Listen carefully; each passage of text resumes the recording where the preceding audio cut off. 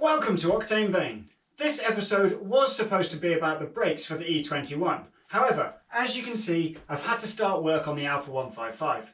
Now I've got exactly 5 weeks to get this car back together and ready for a 1,000 mile round trip to the Nurburgring. It's going to be tough. It's probably impossible, but I'm going to try anyway. So keep watching to see what I've done so far.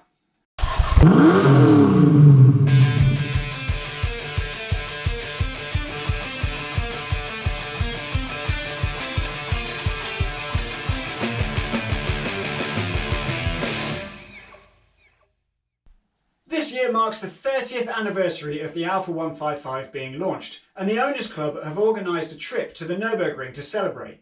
Now that's a trip that I really want to be on, so I've had to put the E21 to one side and focus on getting the Alfa ready for that trip. That trip is on the 10th of June, and that's in exactly 5 weeks' time. I have got a lot of work to do. When I bought the Alfa, I knew it had some issues. The seller had been honest in the advert and declared that it had a blown head gasket and that it probably needed a new water pump and a new clutch. I also knew that the car had been off the road for a long time, which isn't good for any car, so there's probably other issues related to that I need to fix as well. I didn't want to rely on the seller's word that it was a blown head gasket. I wanted to confirm it for myself, so when I got the car back to the unit, I did a few tests. What I discovered was that when the engine was up to temperature, there was still condensation coming out of the exhaust. I did a compression test on each of the 6 cylinders. Now the front bank of cylinders all tested around 150 psi, which isn't too bad for an old engine. However, on the rear, cylinder 1 also tested 150, but cylinders 2 and 3 were down at 130 psi. Now that's not catastrophic, and that in itself doesn't identify a blown head gasket. But it does show that there is a bit of an issue, and 130 is a little bit low. The third thing I noticed was that the cooling system was also being pressurised when the engine was running. So those 3 things together are pretty good indicators that it is a blown head gasket. So that, along with the seller saying that it needed a new clutch, and I was going to change the cam belt and water pump as a matter of course anyway, I thought the best thing to do was to take the engine out of the car and be able to work on it while it's not inside the engine bay. Because this engine is from an Alfa 164, it doesn't actually fit very well in the 155 bay, so there's not a lot of space on the front end of the engine. So changing the cam belt and the water pump would be a real pain if the engine is still fitted. Reading on the forums, people said that the best way to get the engine out was actually to undo all the bolts and lift the car off the engine while it's still attached to the subframe. So that's what I decided to do. Having the engine out of the car also means that I can have a good look at other parts on the body. Things like the brake lines and the fuel hoses. And I'm really concerned about fuel hoses, especially on cars that have stood for a while, because I've seen a few pictures on social media recently of classic cars that have been taken out of storage. They've been stored over the winter, and then on their initial drive they've actually caught fire because the fuel hoses have perished and leaked petrol. I really don't want that to happen to my car because it's a tragic loss. So changing the fuel hoses is something I'm going to do anyway, just as a matter of course, because it is safety critical.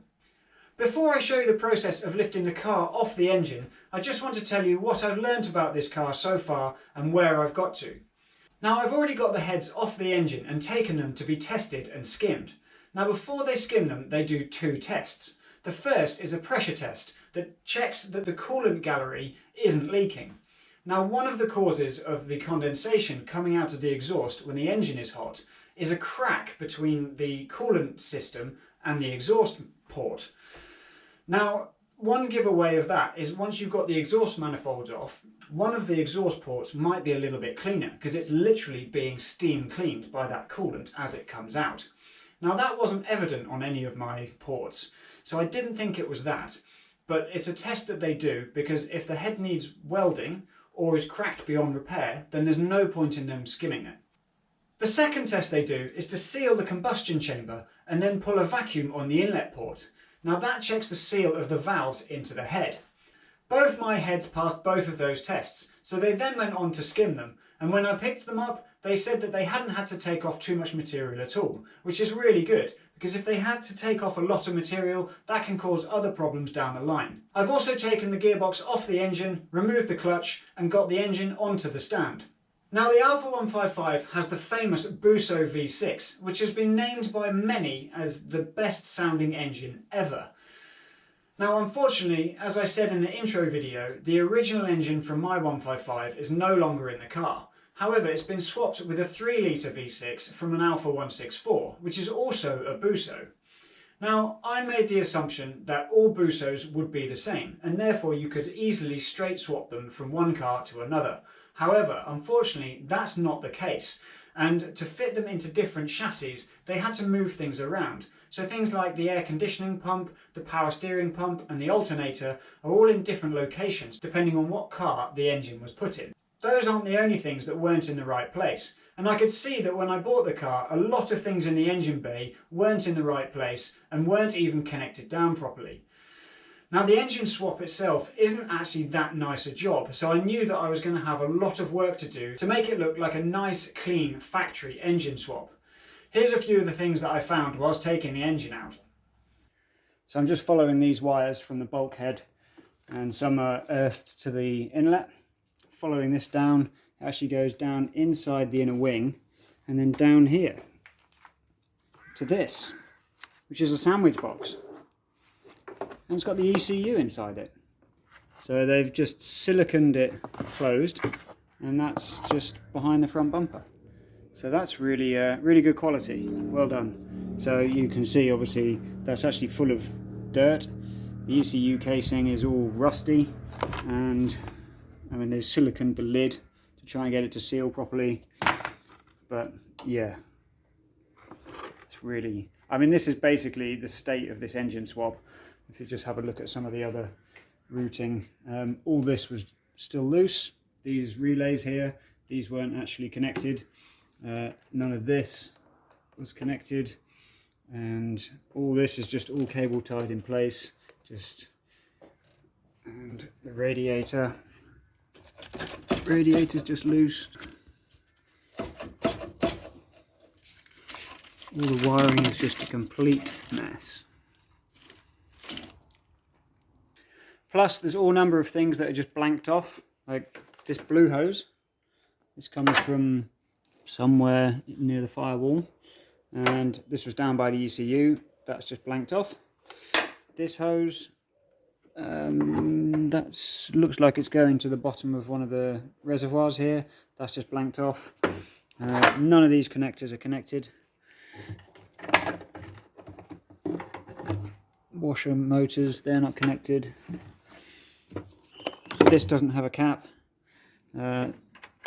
These are just self-tappers, so that's absolutely mangled all that. And then the temperature sensor that's on the thermostat housing down there. Can you see that? It's just got a red and a blue wire coming from it. So that's not factory at all. Which I wouldn't expect it to be factory, because this engine swap, this 3-litre engine was never sold in the 155. So obviously some things have had to be done to get it to work, but they just haven't been done very well. So that's a bit of a shame. So yeah, I knew there was going to be a lot of work on this, trying to get it ready for the 10th of June. But when you're starting with a really bad swap, it just makes everything a little bit more difficult. But all I can do is just crack on, get it all ripped apart, get the engine out, and then start putting it back together in a much nicer way. So in order to get the injector loom away from the engine, I've had to take one of the inlet tubes out because I need to take the fuel rail off so I can actually get to the injector connectors, which are hidden, well, they're blocked in place by the fuel rail.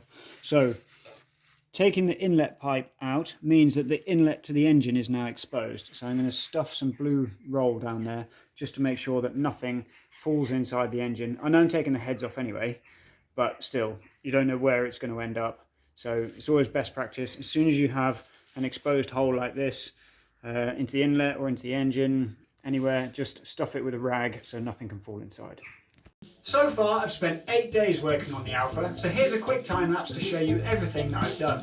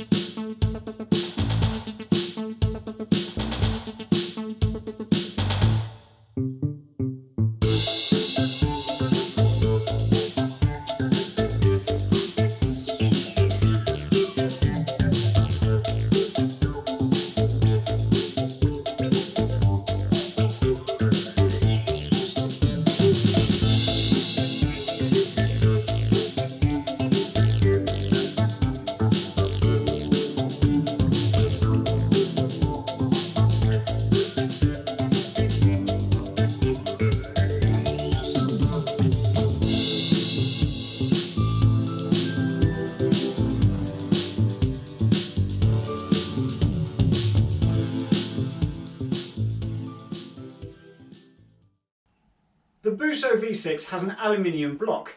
Now aluminium is much lighter than steel, so manufacturers like to use it because it keeps the weight down. However, it's not a suitable material to make an engine out of. What you have to do with an aluminium block is line it with a steel liner. One thing I didn't know about the Busso engine is that it's a wet-lined engine, which means that the coolant actually runs around the outside of the steel liners. You can see all the residue from the cooling system sitting in the bottom of this gallery, so that will need cleaning out before I put the engine back together. Now you can't strip an engine down this far without taking this shot, so even if I don't get the car back together for the ring, I think this shot makes it all worthwhile.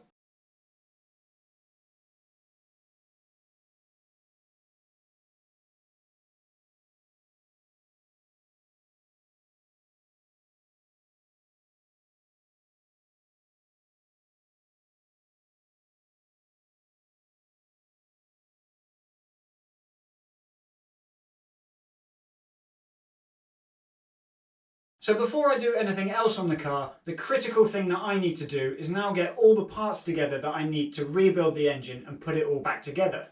So I'm going to make a list of everything that I need, and if I can't get them quickly, then that's going to mean that I can't get the car back together and I'm going to miss that 10th of June date, which I really don't want to happen.